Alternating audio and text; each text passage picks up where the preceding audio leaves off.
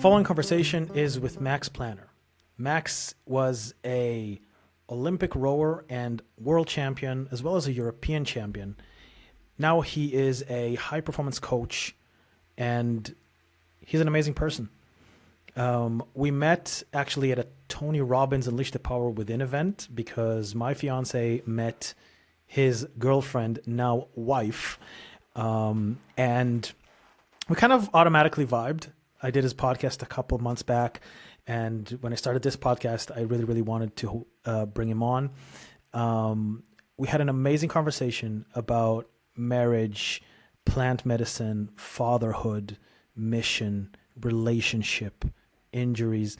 To be honest, it was one of the most amazing conversations I had in a while. I think there's a lot to learn from this conversation, and there's a lot to learn from Max. He's an amazing human being, has achieved a lot, and is just a great person to listen to. I hope you guys enjoy that conversation. Let's dive into it. Max, you got married recently. Yes. Yeah. Congratulations, bro. Thank you very much. Yeah. The thing that I really loved about when I saw that you guys got married is not only where you got married and how the wedding looked like. You know, it was really natural and beautiful, and you guys looked really, really happy. And it wasn't like this conventional wedding with like suits and like, you know. But I also liked is that you used the term "I married my dream girl," which is not something to take lightly. You know, Sure, a lot of people just 100%. get married from, you know, they just have to or something like this. And getting married to your dream girl is like this crazy realization, right? Yeah, true. And also the same with the expression, what I think I posted on Instagram afterwards, like it was the best day of my life. And it was also something like where, I don't know, people also saying like, yeah, but you know, if your the day of your marriage is the day you're getting married is the best day of your life, but if you say like that, then you know, then not much better days can come. But it's absolutely not true in my opinion. I think it can be the best day in your life so far, and there can come even better ones. Why not acknowledge that this day was just beautiful and perfect, and everything went well, and I was so happy, and yeah, it was such an emotional day for me where everything from the relationship, I felt again like everything we fight. Yeah, every time we fight it, we had, you know, hard times we went through, every beautiful moments which led us to this day.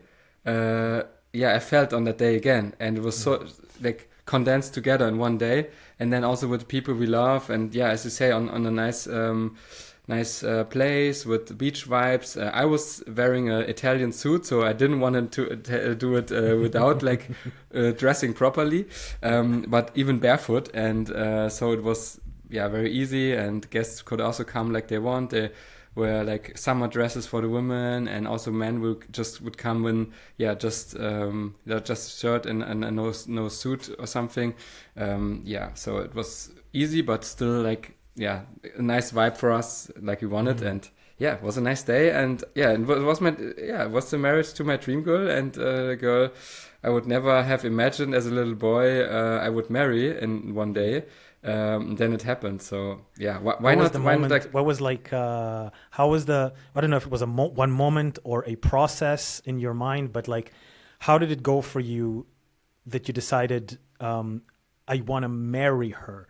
Because, you know, a lot of guys, it's like they're dating someone and there's this, from what I hear from a lot of women, they're very complaining about how their guys have this fear of settling down, the fear of proposing. And women are like, yeah, I mean, if we're together for like 4 years, why aren't you doing anything about it? Like, you know, so it's a big decision to do that.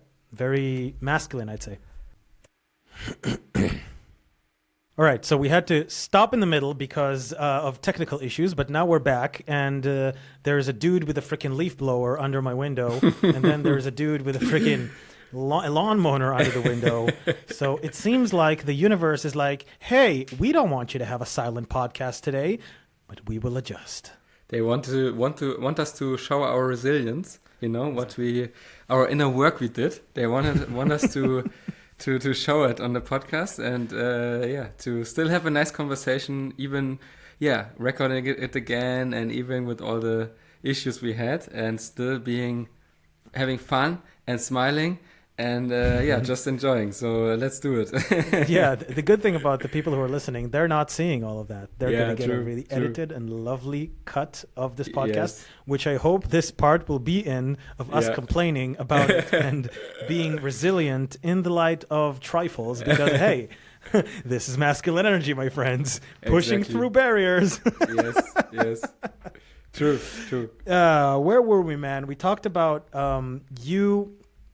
I asked you about making the decision to ask Christine to marry you, Yes. because, like I say, what I hear a lot, being a dating coach, relationship coach, from women and from like friends of Bea who are single, that it's like, or friends of Bea who had a relationship before. It's like you're in a relationship for 4 years with a guy. He's not proposing. He's not moving this anywhere.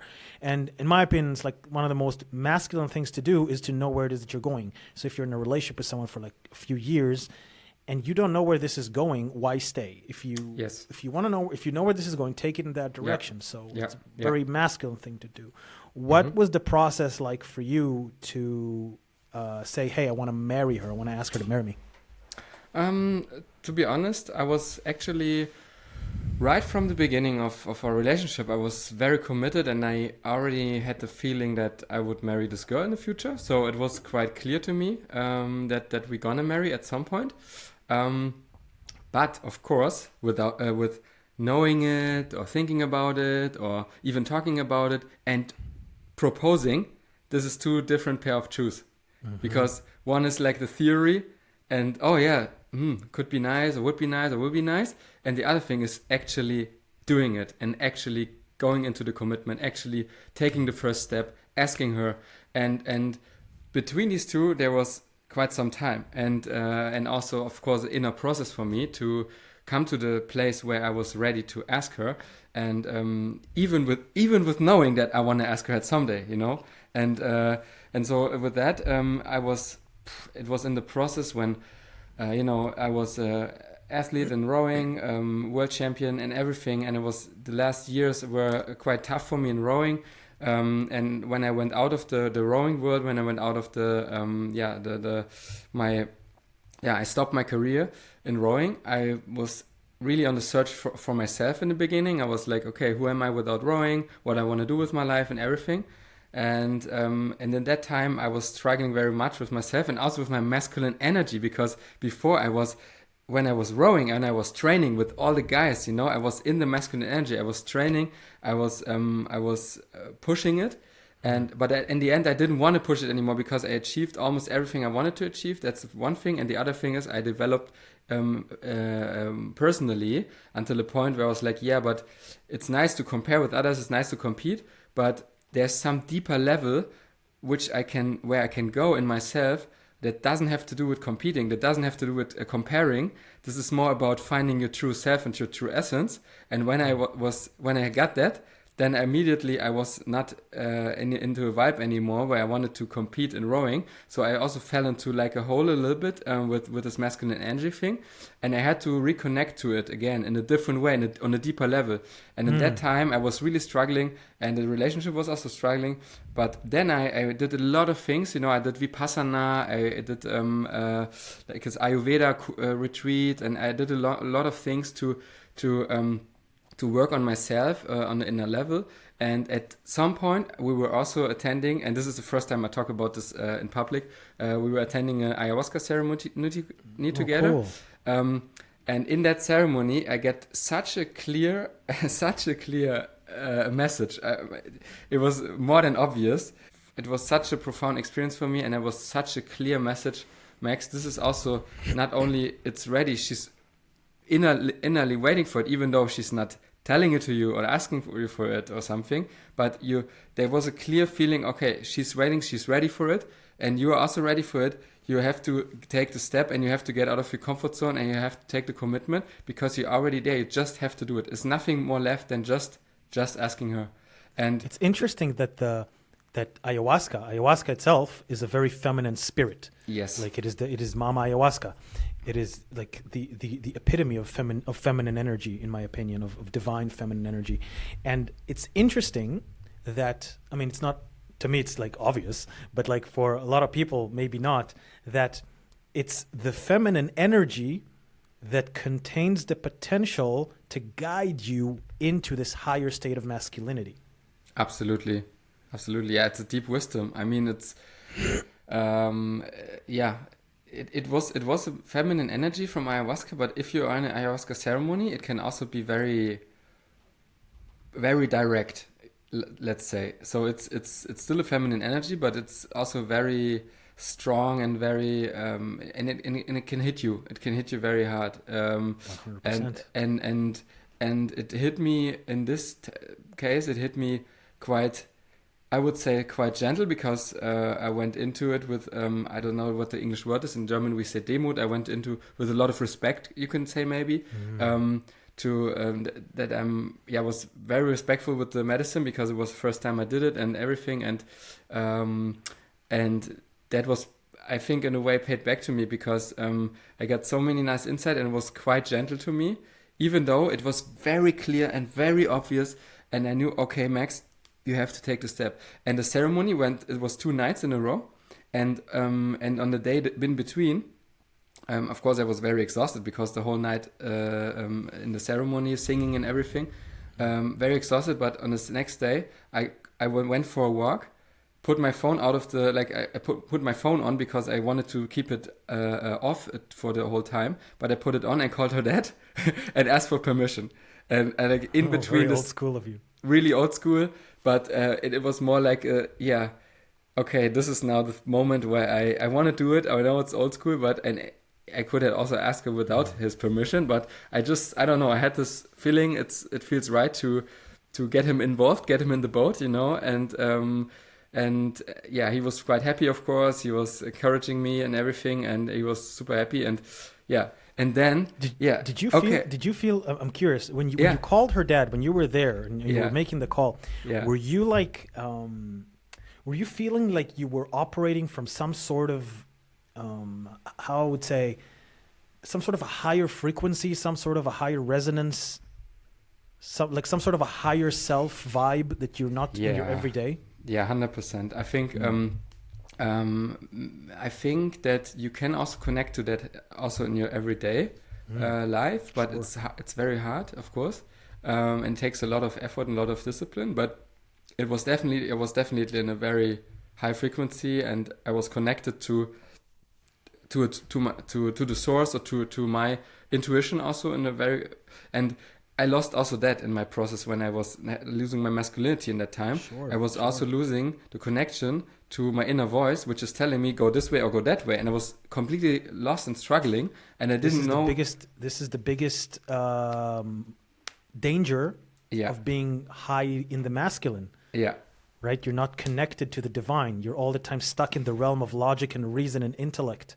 Yeah. You're in a it's not a low frequency, but it's a very limited frequency. Yes. This is why Milton says that the devil is the highest of God's angels. Yeah. Yeah, but it is not God. The devil is the intellect, according to Milton. Yeah. It's interesting. You say like you said that you were limited, when you were in this high masculine frequency, when you were a professional athlete, you were very, very masculine, but something was missing in a way. And then, I mean, I'm kind of jumping forward to that ayahuasca ceremony where you were kind of guided by Mama Ayahuasca to operate from a higher frequency that ended up being very, very masculine. Yes. But like a higher and more evolved version of that masculine energy. And this is exactly what Jung talks about when the anima, which is the feminine component of the soul, leads the hero into the unconscious in order to meet and integrate with the transpersonal self, which is essentially that higher version of yourself. Yeah. And what I also want to add is that, as just said before, the first thing, really big spiritual experience, like the first really, really, really big one was the Vipassana, where I did 10 days of 10 hours meditation a day. Can highly recommend it.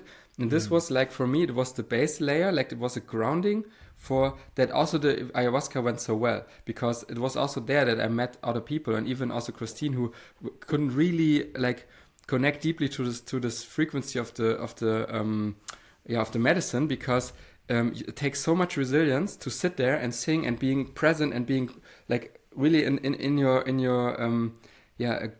centered. Let's call it centered. And I could do it because I went so deep already in this state in the vipassana. But you go there like you take the stairs down. In the vipassana you take the stairs down because you have 10 days, 10 hours a day meditating, and you just sit there and meditate. And it's so hard, it's so fucking hard, and it takes so much brain power and takes so much resilience to do it. And this one I did first, and after that already my switch, and not with getting married or something, but my inner switch to connect back to myself. This turned on, and I was like, before I was rock bottom, and from that point on, it went up again. And then at a later point, the ayahuasca ceremony came. So it was like it was building up on that, and because of that, I think I could enjoy the ayahuasca ceremony. I could also, and it helped me so much because I had this grounding already and this deep connection already found back from the vipassana. It sounds like what I always think is that there are, there are like these, let's say that we think that all there is consciousness, but then like what is that we're conscious of, like I need to do something about it, like, because I want to make a really important point, because one might think, and I know that this is not what you mean, but one might think that it's like, oh, so I need to do vipassana and then I'll do ayahuasca and then I'll get better, but actually no. What these things did is they allowed you to kind of tap into a part of your unconscious, or like this kind of like this thing that is like operating in the background, one would say. Yeah. And out of that comes the conscious. Out of that comes everything. That is the great mother in the Jungian terms, right? Yeah. And out of that comes all of the conscious decisions that you make, like these unconscious beliefs that create your behavior, that creates your reality in a sense. And it sounds like, you went to Vipassana, and as a result of the Vipassana, there was some sort of unconscious process that came up as a result of you meeting that unconscious process, right? 100%. And then in the ayahuasca, it kind of like, increased that process to the point that it served as a catalyst for your decision to do that, right? Yeah, 100%. It's not about, and I also met a lot of people who did, even ayahuasca, Vipassana, or any other spiritual practices you can do. You can all do everything. I know a person who did it already, like Vipassana, a few times, maybe 7-8 times or something. But you could see and feel that he's not really found the connection or the insights out of it like he want. And it's not about the tool. It's more about what's going on inside of you, right. and your commitment and what you want also to take out of it. Like your intention is also very important. And in the moment where I went to Vipassana, I was very desperate and feeling like, and I wanted to commit. I was ready to commit and to go very, very deep, and I went very deep because before I was struggling so much. I lost my beard. My beard fell off. I had this alopecia and everything. I was really struggling with myself. And because I was at that rock bottom point, obviously, because then you have the commitment to go deep and to really go hard and say, okay, it's already rock bottom. I can't lose anything. I go there, and Vipassana, and then people say, yeah, you are not allowed to have a notebook there, but I did it, and then I write some nice notes inside. But I said, yeah, but if you're not allowed to take a notebook there, then don't do it, because just keep to the rules. And I did it, and also kept to every rule they had. I was very strict. It was so hard. I had such a sleep deprivation afterwards. I was like, afterwards I had to sleep for days to get that back, because you go to bed at 10 and have to wake up at 4 and everything, and I cannot really sleep because I was so high from the frequency. But it played out for me. It went well.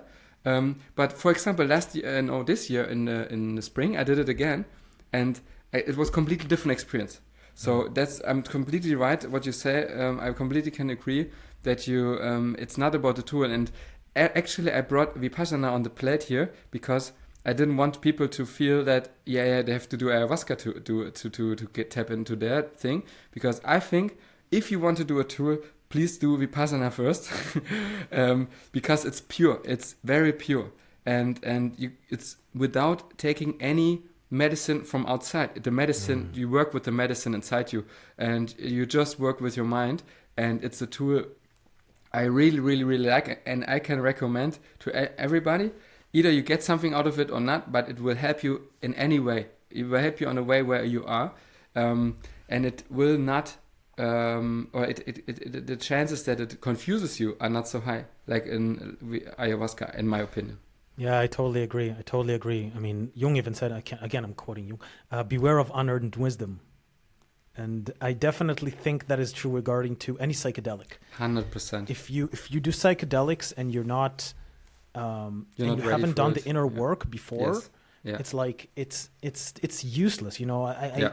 People who go to a party and take mushrooms to have fun, I'm like, what the fuck are you doing? Yeah, Like, yeah, this is yeah. not, no. Yeah. Like, no. I mean, let's say I would see myself doing that, like going to like a social event and taking a little bit of mushrooms to have fun. But bear in mind, I've done a lot of psychedelic experience. I've had a lot of psychedelic experience. So I'm at a point that I can really work with that medicine internally in a way that can, that can be beneficial for me in a way. But it's not a fun drug. I mean, drugs or any kind of substance, I don't think it's meant for fun. It's meant for introspection. Yes. But you have to have the tools of introspection before, and Vipassana is a great tool for that. 100%. But I also have a question. How was it for you, like, to make the decision to propose? Because you already did it, also. Yeah. For me, it's actually it's a funny story because I with Bea, I mean, I was like making the process a lot before of what it is that I want. From a woman, and I was really clear with myself about what I want in a partner and what I don't want in a partner. So clear that I had literally I had a list that I had in my wallet of like the things that I want in a woman, the top 10 things that I want in a woman, and I even had like on the back I had a bonus 2 that were like not as important, but like would be nice, And every time I met someone, I was doing this exercise for about 4 years. And that exercise, every time I met someone, I was kind of like refining my list. Because there was always kind of like something, I met someone who was really nice and blah, blah, blah. But then, she wasn't single. Okay, so I have to write single. And then I met this woman who was like a really awesome conversationalist, which I was looking for, was really beautiful, was great in bed, but didn't want kids. Okay, so I have to write wants kids. So I just kind of refined that list all the time and kept manifesting that. So to the point that the right person comes up, I can like say, okay, this is something that I'm going to zero down on. So I was already had kind of like the mental work prepared. And then when I met Bea, it was like, I'm looking at my list and I'm looking at Bea and I'm looking at my list, I'm looking at Bea and I'm like, it's 10 out of 10 plus 2. And I'm like, whoa, okay. So that didn't tell me, okay, you're going to marry her. That told me, okay, let's pay attention here. Yes. And after 3 months together, it was already clear to me that we have the same values, that we have the same ambitions, that we want the same things, that we're going in the same direction, that we're in the same stage of life. And for me, that was like a completely rational decision. And when I was like looking into my heart with this, I found no resistance. Like every time that I had a partner, I've always had kind of like 2 voices in my head. Like, she's really awesome, but what if this? So there's this one thing that bothers me, but like, what happens if that happens? What happens if this? Like there was, and with Bea, I haven't, and I still don't have that voice that is like telling me, I mean, I have it because it's like, I'm not dogmatic about it, but the voice is very silent. It's not anxious. It's like, it's like my mind just doesn't go there. So I was really, really sure that this is something that I want. And,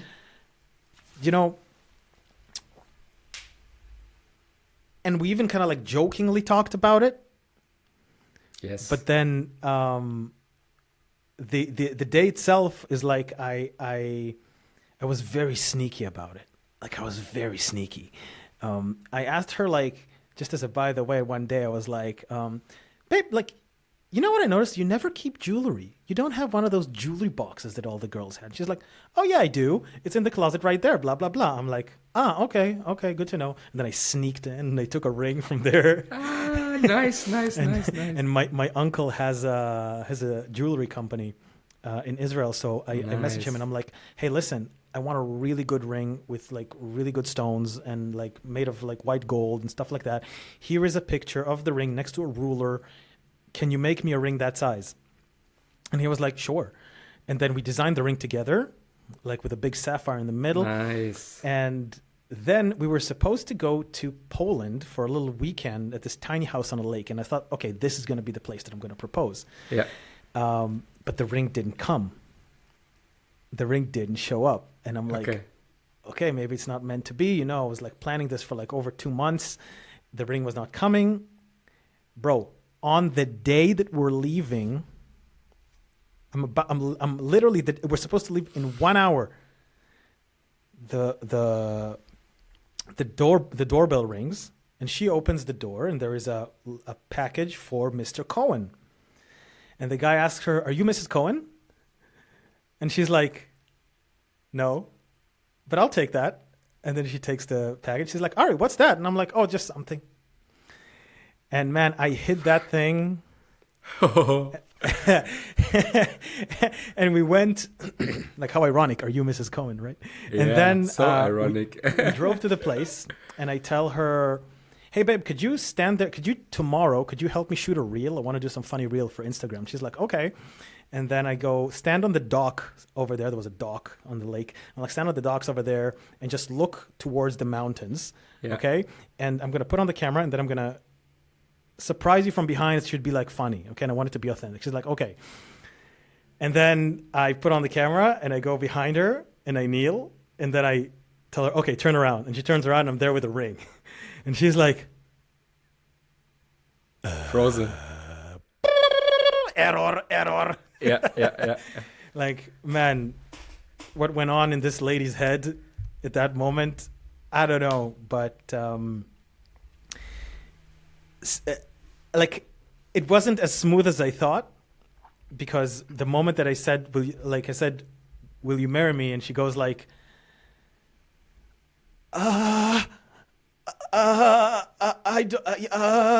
Some fear and everything came up. Yeah, a lot of stuff came up there. Yeah. And I think it was something like 30 minutes from the moment that I said, will you marry me, until the moment that she said yes, that we stood on this docks. It's all in video, by the way. And I saw it on Instagram, yeah. I didn't see the whole 30-minute video. But basically, I was just holding her and just letting all of the process, whatever it is was coming up. Yeah. And at some point, I was like, hey, babe, listen, if you want to say yes, that's fine. If you want to say no, that's fine. But I need an answer. I had to focus her. And then, she was like, she got like past that. I mean, I don't want to share what's going on in her head. That's hers. But then she kind of got past that and she was like, you know what? Yeah, I do. 100%. Yes, let's do it. Nice. And yeah, it's been like that like ever since. Nice. So the decision to ask her was quite coming just out of the flow and easy. It was something that I was preparing for a long time by myself, like to meet someone, to be my wife, to marry someone. I mean, for me, marriage is not like this kind of thing that you have to do for society. It's rather a commitment, to each other. For me as well, same. Yeah. I mean, what is marriage to you? Like, what does it mean for you to propose for Christine? For me, it's absolutely not anything I do for society or everything, because, I don't give a shit about it. But I think for me, it's like a new, I would say we were already very committed to our relationship.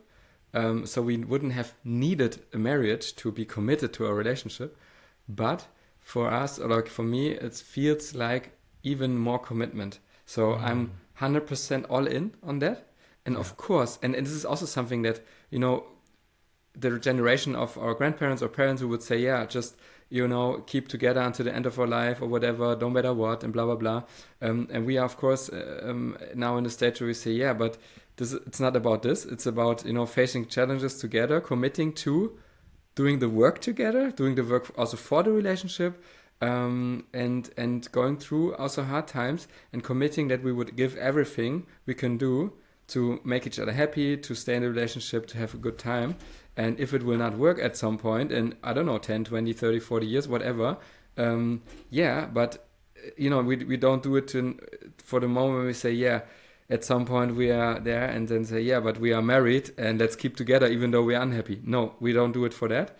It's more like an even bigger commitment to say, yes, I'm all in on this relationship, and I know that's a big commitment, and I know will be challenging at some points, but I'm committed to it because I want to live my life with you. And also, and the other thing is, I think also I'm a little bit romantic also deep inside, and I just loved the imagination of seeing her as like with a wedding dress, and I know how happy it will make her to just be the princess. And I think that every woman has that inside of her, or at least most of them, and it's just a nice experience for her to feel that and to be in that, and it gives the woman a lot of feminine energy to let yourself fall into this princess role, and go into that experience. And I think this is also a point of it, and the commitment is the most important part, I think, and I the think commitment it's to like doing the commitment work to build something bigger. Like yes. for me, yes. it's like this yes. kind of like, it's not only about us now. Like if I'm, Yeah. the whole idea for me to propose to her was not let's get married right away. It's rather like this ring that I put on you, which was a hefty part of my budget. Like it's like, it's not about, oh, I bought an expensive ring. It was more about like, this is how much value I'm putting on my promise to you that I'm going to stay here. Yeah. And we're going to build something together that is bigger than us. Yeah. Yeah, true. 100%. 100%. I can agree with that. On my side, it's the same. I think we were already on that path to build something bigger than us, but now it's even more strong, because now it's also about building an own family. You're having your own family, and we have, both of us have, of course, challenges in our families. And I was from the beginning, they invited me to their family, were very heart open to me, and helped me also when I went through stuff in my family, and the same on the other side. So it was already for us feeling like it's gonna become a big family. But of course there are the different parts, and now we have more focus on the center of building our own family. And this is also like, as for the masculine part of it, and for all the guys who listen to it now, I think also this commitment of becoming a husband, and at some point maybe also a father. It's a big challenge. It's a big commitment, but it will also give you a lot of purpose, and a lot of meaning. And I think, I don't know if there are not even better things than that. Actually. Have you thought about being a father?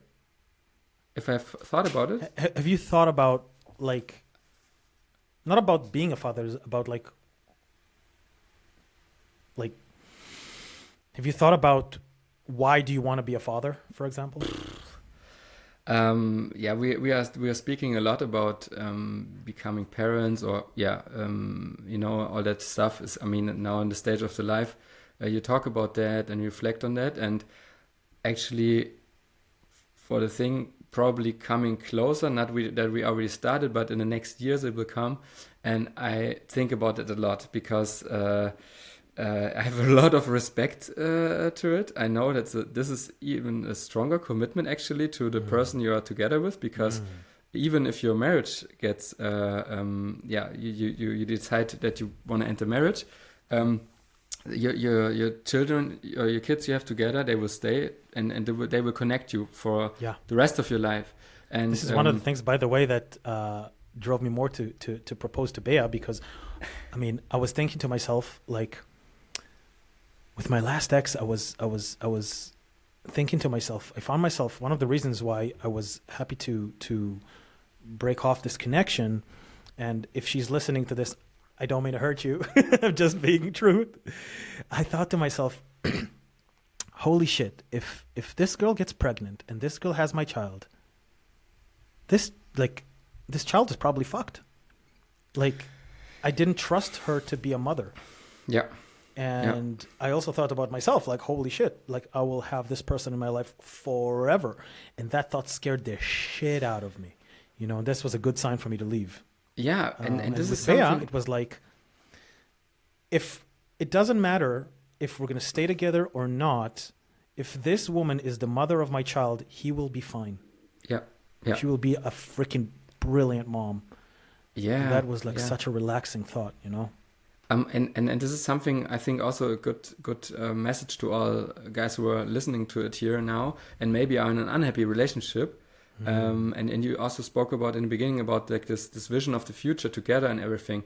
I see that a lot with also clients of me or also friends. If you don't have the common vision and if you cannot really imagine like what you say, to see your girlfriend or your wife as a mother, or even raising children together, or I mean, of course, it's not for everybody to raise children. Of course, some people don't want it. It's also fine.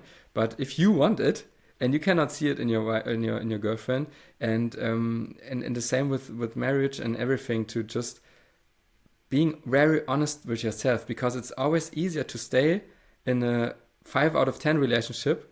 It's easier to do that, even with knowing that it is already not 100% nice and it, you know, can even become worse. It's still easier than to cut the ropes. And I, for example, I can say for my last ex, I'm happy that she cut the ropes at some point, because we were struggling for 1 year and were unhappy and we were developing in different directions. But at some point, I was still not, you know, having the courage to cut the ropes. And she did it, and I'm really happy for it. And it was very respectful in the end, and we both agreed. In the moment she did it, I was like, it's so clear, it's so obvious, you know. It's a lot. It's a lot of times you use the word courage to cut the rope. Yeah. And oftentimes, you know, when someone is facing a breakup, and I can definitely say that it was the same for me. It's like there is this fear of, but what if I'll be by myself forever? But what if I'll be single and 40? But what if I'll never meet someone? What if exactly. no one would like me, right? There's always these fears. Yes. And then you have to find this courage that kind of say, hey, it doesn't matter. I have a standard of living, right, that I want to uphold, or I have a standard for how I want a relationship to look like, and this is not it. Yeah, in my case, it was more the thought that I was used to, I have to give everything I got. I was more used to the point, like, you know, I have to, if I give everything I got, I cannot say to myself that I'm not good enough or something. It was in that same time also with sports and with when my parents split, I was also it was coming up. So it was a deep inner process more about, okay, but what if I could have done more to save, to save the relationship, to keep it, and everything. But it was already, I did it. I did already everything I could. And at some point you have to admit that it's better to let go. But it sounds a lot like when it kind of connects to me to what you said, that you had this like prevalent but immature masculine approach that was like, I need to do something. Yeah. Right? What else can I do? Yep. And what you were lacking, it was that feminine part that just flows and enjoys and accepts the moment. Yeah. Right? And goes like, okay, I can just relax. Yeah. I did enough. Yeah. I am enough. And also with the relationship, and this is more like the part to speak about, like masculine and feminine energy and everything. I was always, when she was unhappy, I was like, oh shit, she's unhappy. It's my fault, blah, blah, blah, blah. And no, she's going through emotions a lot more than men. Women are going through more emotions every cycle again and again and again. And we are there to hold the space, not to fix her. Yes. And this is something in that stage I wasn't, knowing anything about. But it's helped me. To fix. Yeah, I was trying to fix. I was trying to help her. I was trying to, and she just needed just that I'm open, that I hold her space, and that's it. But I couldn't do it because I was not aware of it. But this is something I developed afterwards, also in between. the relationship now with Christine, I also had kind of a little list, like from 4 or 5 things I want to have in my next partner. But also I was introspecting a lot, what I did wrong, what I could do better, where at what point I can, being more balanced and you cannot fix her. She can, of course, you can work on the relationship, but if she's really unhappy and it's about her and it's about something in her life, you cannot fix her. She has to fix it, and you have to do your stuff. And this gave me a lot of like. Yeah, as you see, I'm smiling for the people who are watching, because it gives you a lot of, okay, I don't have to fix everything. Because you're never finished with that. You cannot do it. You have to enjoy and relax and lay back, and also trust the process and trust it that she will fix it and she will stay with you and not run away. 100%. And it's also important to know that a woman who has a healthy feminine side as well as an integrated masculine side will know to ask for your advice when she wants it. She will ask for your advice when she wants your opinion. And if you don't know, I always say, like, but how do I know when she wants my opinion?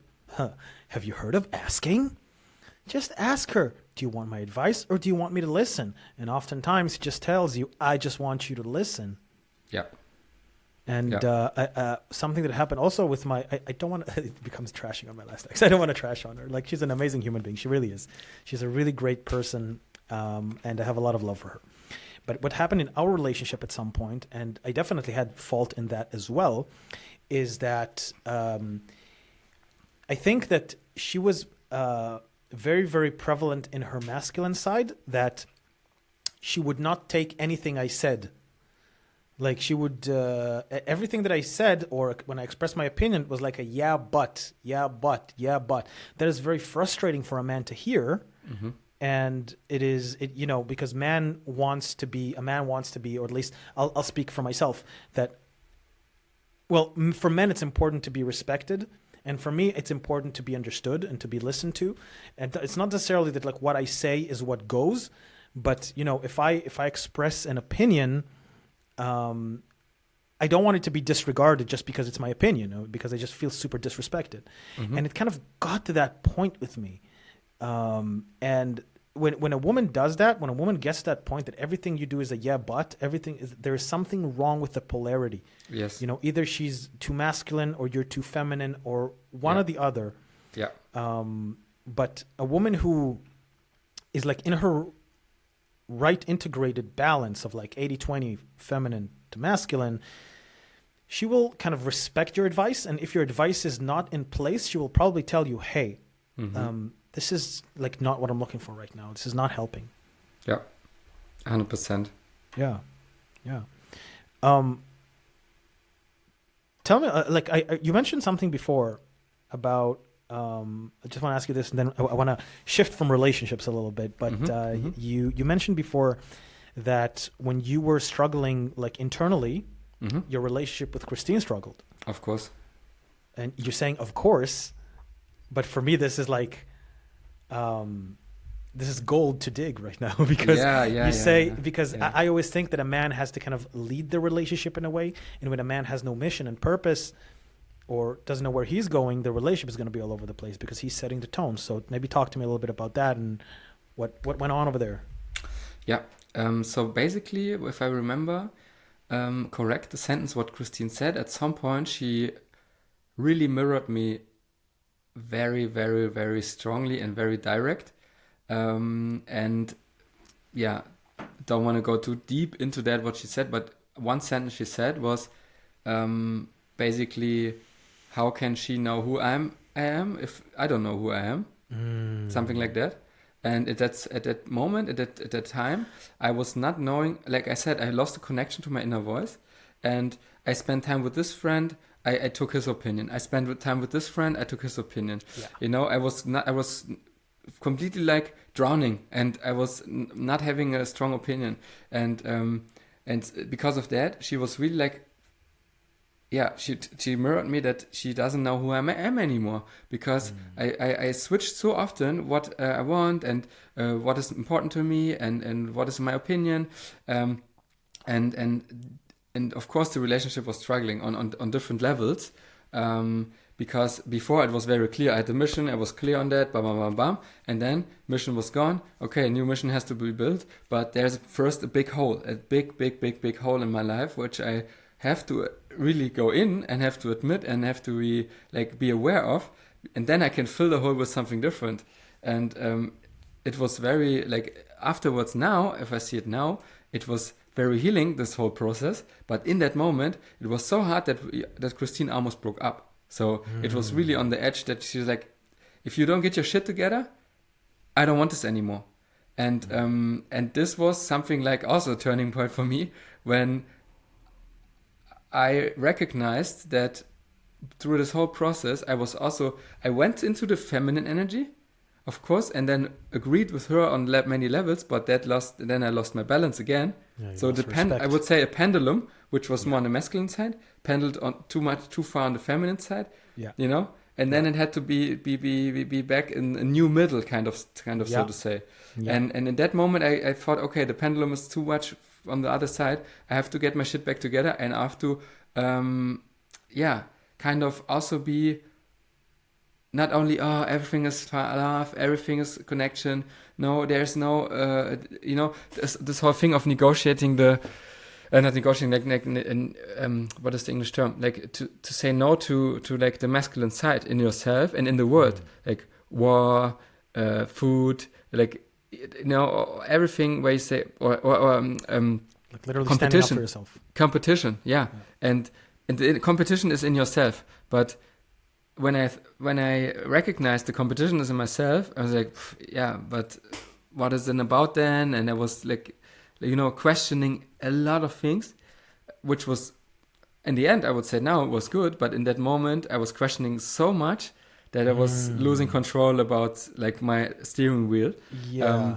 And then when she mirrored that to me, it was a turning point because,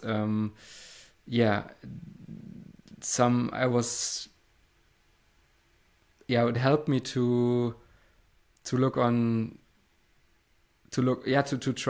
it helped me to put my focus on connecting back to my masculine energy. Yeah.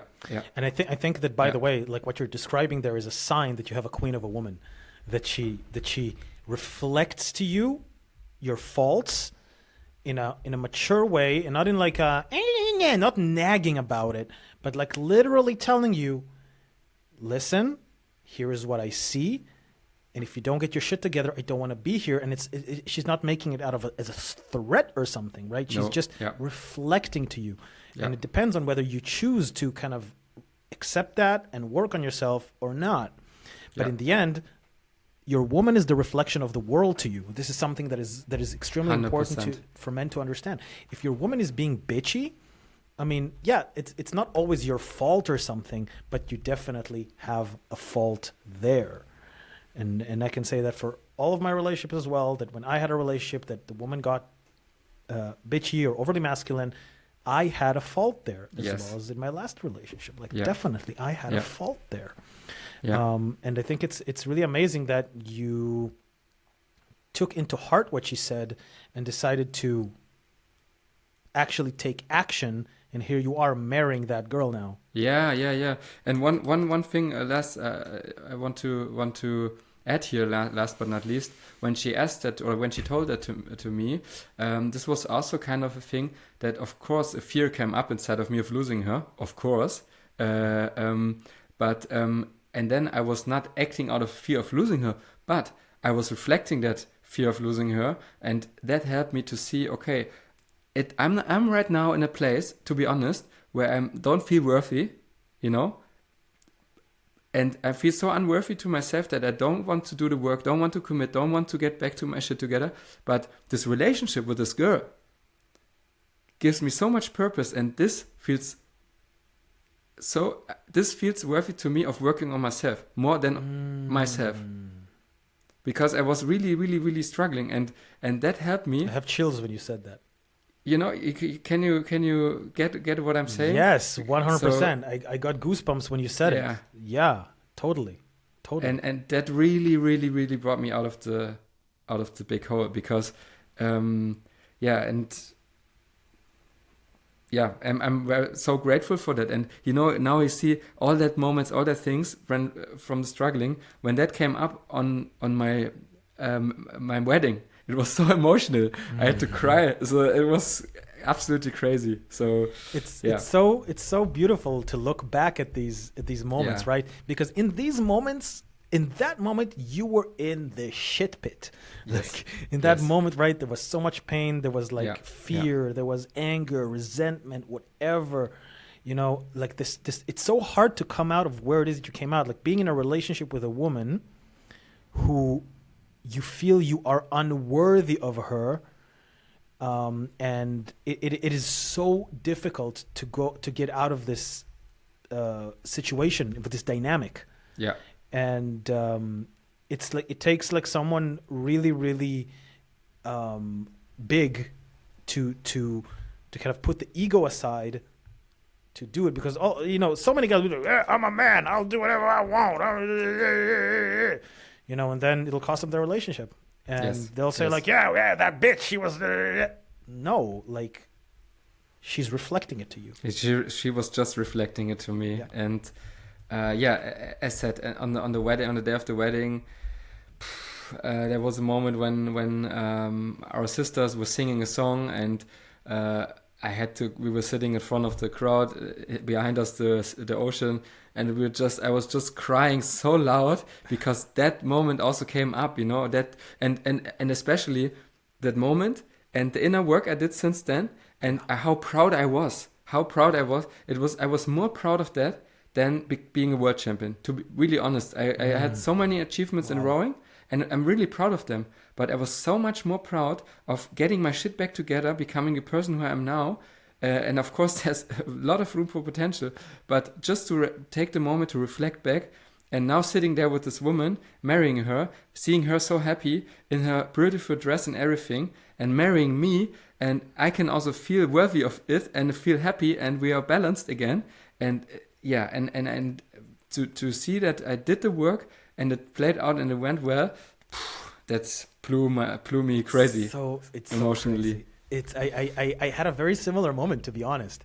Like about a year ago, we had a birthday of a friend, and we went to this. We rented a house together at this Swiss ski resort. I couldn't go skiing because my knee was still fucked, but I remember a moment there that I was just sitting in the living room, and it was just a beautiful house. Everything is wooden and super cozy, and snow outside, and just really good people all over. Just really, really good people. Good vibes and like just good energy. And I was sitting there in the living room with Bea next to me. And all of a sudden I realized that this was a moment that I have been dreaming about, literally dreaming about, like not just fantasizing about, literally it came in my dreams. That I was sitting in a wooden home with a fireplace, and everything is really cozy on a comfortable couch with the girl that I love the most, with a bunch of really good friends, and I'm just sitting there. And I always imagined that when I was dreaming about it, I always thought that this is my home. It wasn't my home at that moment, but I realized that this is that moment. And the moment that I realized that, holy shit, I was dreaming about this moment for years. And I always knew that my girl is there. I just didn't know that it was Bea. And now I see that it's Bea.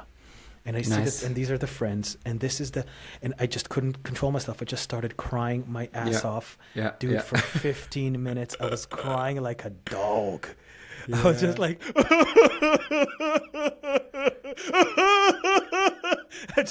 man, the waterworks were like, yeah. It's just crazy. It's so crazy how these things work, right? Yeah. Absolutely crazy. Wow. I'm so happy for you, man. I'm so happy that this moment happened for you. I mean, like, thank you, man. Wow. These and I love that you said also in the beginning of the call that like it's totally fine to say that this is the best moment of your life as long as you add so far, because it doesn't mean that this is where it peaks. Yeah. No fear, man. You're allowed to receive more. Yeah, exactly.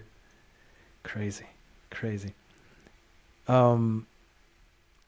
Say, what kind of insights do you have for me about coming back from like serious injury as a professional athlete. I mean, dude, you're a world champion. I mean, I just, I mean, you were in the Olympics and all that stuff, and I mean, the level of commitment and intensity that a man has to go through to come to these levels, it's crazy. I mean, I did that for a couple years training for the German championship, took third place, blew out my knee, and I still want to somehow come back. But anyway, what I'm trying to say is that right now, in the past year, I was imagining that this year will be my best year in strongman. It has been my worst year. I can't compete. My shoulder is completely fucked. I don't know why. My knee had a second surgery already, and I'm still recovering from it. What can you say about having been a certain place, being able to do certain things or whatever, and now there is like these factors or whatever, whether it's physical limitations, financial, whatever, that keep you from doing whatever it is that you want to do. You just literally cannot do it. And you kind of look back at what you could do, and there's stuff that you want to do, but right now you can't. What do you do?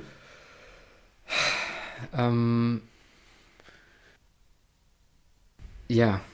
So first of all, I'm happy that I didn't have so many very hard injuries in my career. I had them, but I didn't have so many of them. But first of all, one thing I want to say is about like setbacks in general, maybe. So I was always on the edge because we had always to qualify every year for the different boats, like for the German 8, which is like the most prestige boat in German rowing, and it's also a boat where like they're always fighting for the gold. They're always fighting for becoming, world champion, Olympic champion, whatever. And then there's a second boat, it's the 4, and I was always in between being an 8 or being the 4. And sometimes the coach decided, even though my pair partner and me, we were strong, we were racing fast, we were just if you look at the obvious things, at the parameters, we would have been in the 8, but he chose us not to be in the 8 because of his gut feeling, And of course, I could still compete in rowing, but in the 4, and we knew, okay, we don't fight for becoming a world champion this year. We are fighting, or Olympic champion. We are fighting to maybe get into the final if we are good, because it's a completely different different task and everything. And this was always something where I tried to put like a switch in my mind from this, wow, shit, let's do this, to, okay, what can I control? What are the things I can control? And what can help me to maybe get in another year back in the 8? It's just work hard now and and accept that it's okay to be in the 4, and accept to, even though, because I had at the beginning, I had this, since I grew up, I had this like feeling of everything has to be fair, this, I don't know what is the English term for it, but if there's something happening unfair, I'm frustrated, Yeah. But at some point, I think Akira the Don says it also in a song.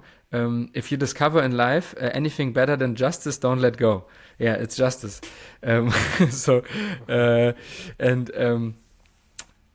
At some point I was like, okay, maybe it's not about fairness and justice and everything. Maybe it's like that. Maybe something, and sometimes in life, it's that some person makes a decision about you, and it doesn't feel fair to you, but you just have to accept it. You have to accept it, and it was always a constant learning process, because it happened, and I was back in the 8, and was back in the 4. I was like always in this stage of, okay, what can I learn here? Okay, what can I learn here? What can I learn here? So that helped me. And at the end of my career, and now I want to come to the injury, I had a kidney failure from going too hard in the ERG test. And I think maybe we talked about it in your podcast. I'm not sure about it. When I did your podcast. When we did my podcast, exactly. I think, I don't know if we talked about it, but just to make it short, I went too hard on a 2,000 meter test on the rowing machine, because I knew it would be my last test and would be my chance maybe to get into the 8 if I make a time which is much quicker than my best time. And How much did you do, by the way? Hmm? How much did you do? 2,000 meters? 2,000 meters? What time? Yeah. At this test, I think 5 minutes and 58 seconds or something. So it's like a split on 500. I think it's 400. How much watts is it? I think over 400, 450 watt or something. It's a lot. Yeah. So and at this test, I went so crazy. I went out of the blocks. I went the first 1,000 meters much faster than. Yeah, the coaches were like, "Is this guy completely crazy, or what is he doing here?" And because I just had, okay, this time I do it, and if I'm getting fucked, I get fucked. So it's just my last chance, because I knew I would want to end my career after the Olympics and everything. And I did it, and in the end, the time was okay. The time was like the times I did the last time, so it was not the time I wanted, but it was still okay. But I had a kidney failure because I had 27 millimole of lactic acid in my blood, which is like for a normal person who's not trained, above 10 you die. For a person who's trained, about 20, 25 it gets a little bit crazy. I had a 27, and it was not really there are not many studies from people who had more, and That's crazy. that led me to a kidney failure, and I was in a hospital for 1 week, and on the intensive care, and during that I had birthday, and during that the others were racing on the water, the competition, like the other parts of the competition to who gets in what boat. That sucks. Yes, and I was sitting there, what did I do to get me to this situation? Yes. What was it that I did wrong that got me to this? Exactly. And what I had to do, and I don't know why it worked so well, but what I knew immediately, fuck man, you have to let go now. You have to let go. You have to be grateful that this happens only now and not early in your career. You have to be grateful for all the nice moments you had. You were double world champion, 3 times European champion. You went to the Olympics. You achieved so much. You have to let go now, and you have to just admit that you had such a nice experience for such a long time, 16 years of competitive rowing, or in that moment 15, and maybe it's over now, and you just have to now focus on, getting healthy again, because if you're not healthy, you can also not compete. So, and that's what something I did also before, always when I was just having a cold or something, I was always, okay, I have to shift my focus now back from the sports thing. I have to shift it now to getting healthy again, and then I can do my sports thing again. So this focus shift inside of me, and I did it there also, and knowing, okay, I did so much inner work now already, and universe is throwing that to me now, probably to prove how good my inner work really was. For sure. So this was also something, some thought that came into my mind. So that really helped me. This getting in peace with how it is with the situation, and 3 weeks later I was back training. Starting to slowly getting back into training. Of course, observed by a doc and everything, but I was really rock bottom. But then it was like a pressure that was also put away from my shoulders, that's why I wanted to share the story and not really sharing advice, because sharing advice is always not so easy. Because I don't know what's going inside of your mind. Well, there was certainly advice there. Like there was certainly saying, like focus on that circle of influence rather than the circle of concern. Like focus on what it is that you can do right now. I mean, for me, this is like I think this is what I'm doing. Literally just now, and it's interesting. My body responds to that, and my psyche responds to that as well. Because like I'm basically just going to the gym for 1 hour. Literally putting time 1 hour since the moment I get in to the moment I get out. And I just do like, man, the stuff that I never thought I'll do again. Freaking easy bodybuilding, which is boring as fuck. But then I just add the challenge in the sense of I'm just adding sets every time into that hour to the point that it's getting cardio.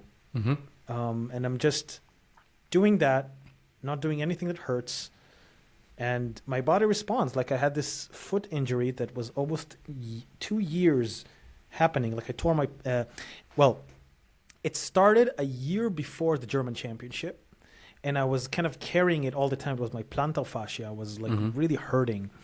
And every competition that year, I had a yoke, carrying a yoke. A yoke, it's like a, think about it like, it's shaped like there's a big thick bar and then 2 sticks at the side, and you get under the bar, you pick it up and you carry it. And I had a yoke in every competition. So I literally couldn't get that thing healed up. And I always said to myself, I'll just wait until the end of the season. And then at the last competition, I tore it in 2 places, of course.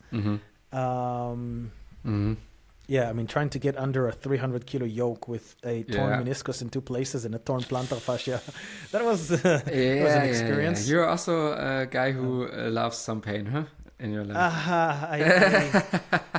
I don't love it. I love what it does to me. It's very different. Yeah, I know. I have this big sticker on my bag, like, but did you die? Yes. It's like, I mean, yeah. But you don't want to die at 85 wishing you didn't do anything really. It's like like written on his gravestone, was afraid to lift too heavy.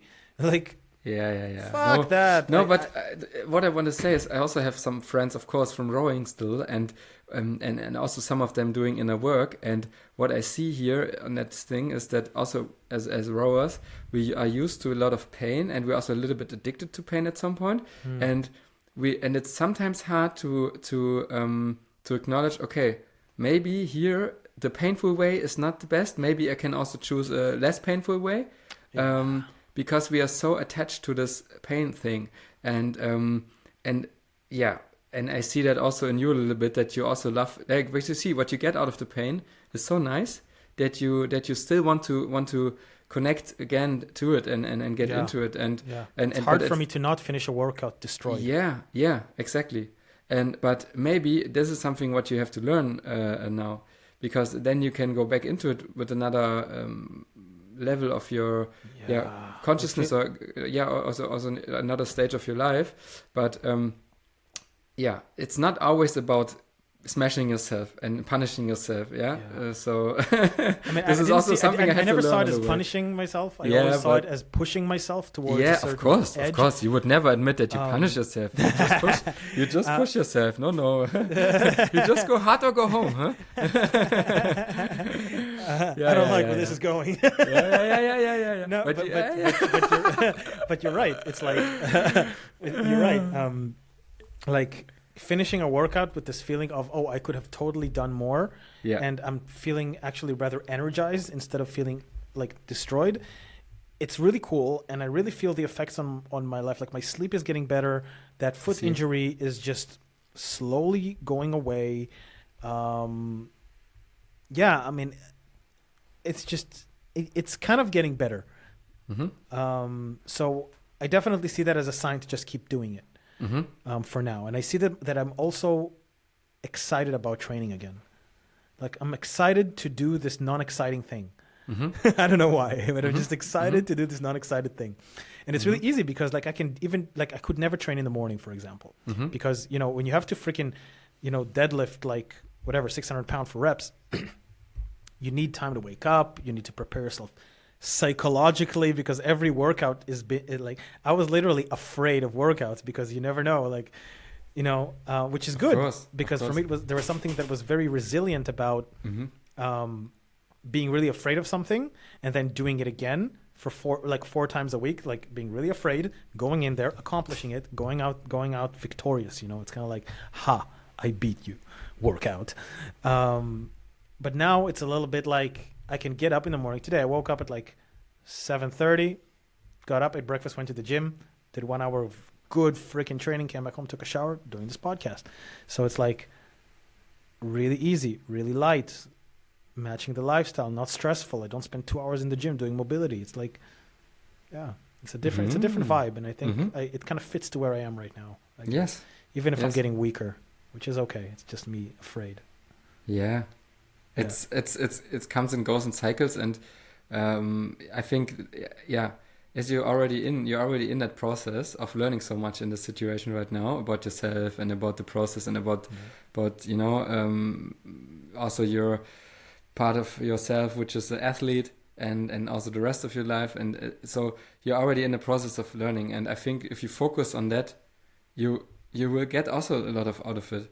And if you focus also on what does my body really need right now, and what does also my spirit and my mind really need right now, is it that it push it more when it hurts, or is it right now that I give it some rest and focus on the on getting back, and when I get back, yes, then I can go strong and can go hard again, and then I enjoy it more because I know. And also when I came back from the kidney failure, I had so many people tell me, Max, of course you are stopping rowing right now, right? Because you cannot after a kidney failure go back to rowing. And I said, let's see.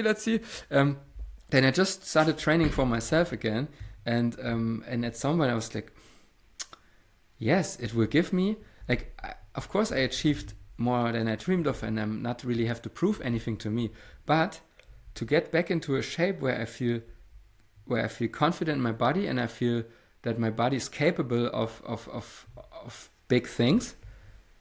This is a nice purpose to come back. This helped me to like, oh yeah, just I don't have to prove it to me or to others of something, but just to have the feeling back that I'm healthy and strong and capable and physically capable of achieving things. Was a nice purpose to focus on the comeback and to and I did a comeback, and I went to European Championships in the same year.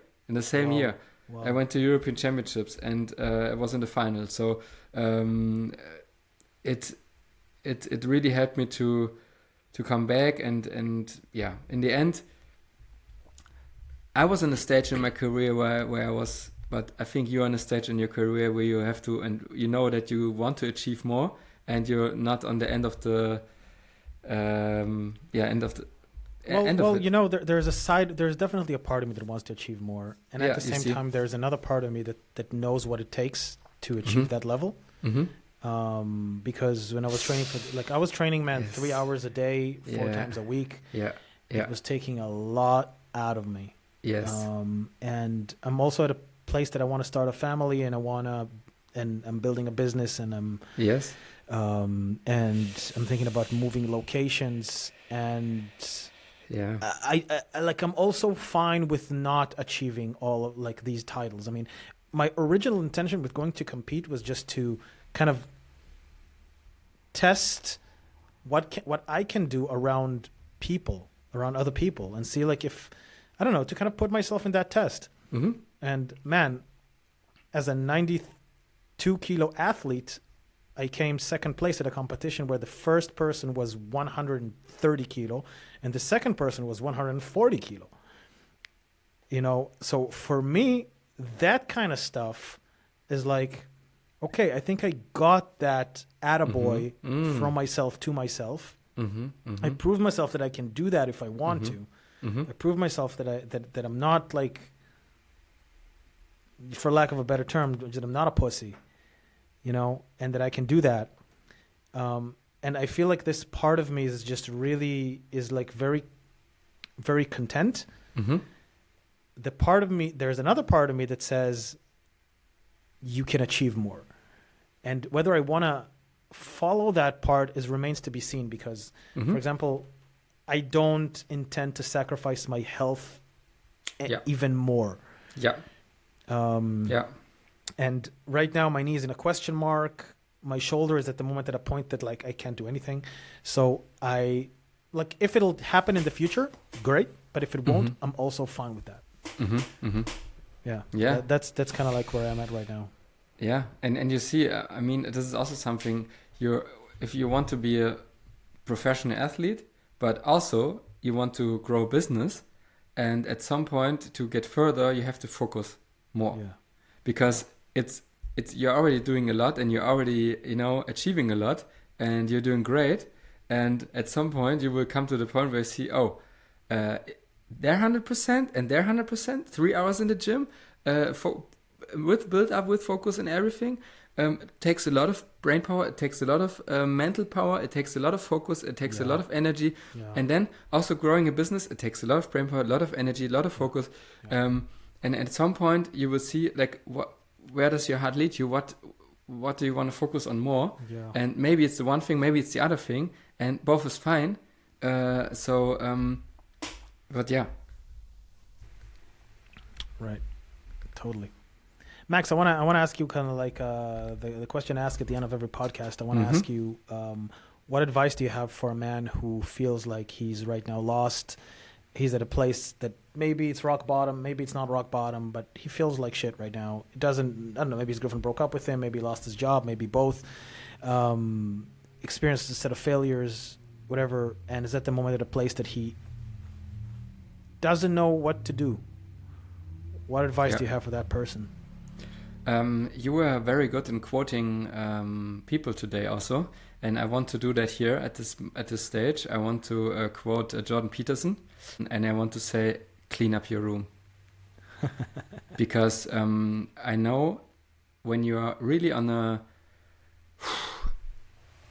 part where when you're on a stage in your life where you get into deeper into your shadow and feeling more dark things, emotions, and everything, and you don't really get up. You don't really, you don't have routines. You don't have the courage to call a friend. Maybe this is something you should do, by the way. But you don't. Sometimes you don't have it. Sometimes you just feel shit. And one thing you can do is make your bed, clean your room, because this is something you need. There is also resistance to do that, probably. But you can overcome it. I think you're able to do it.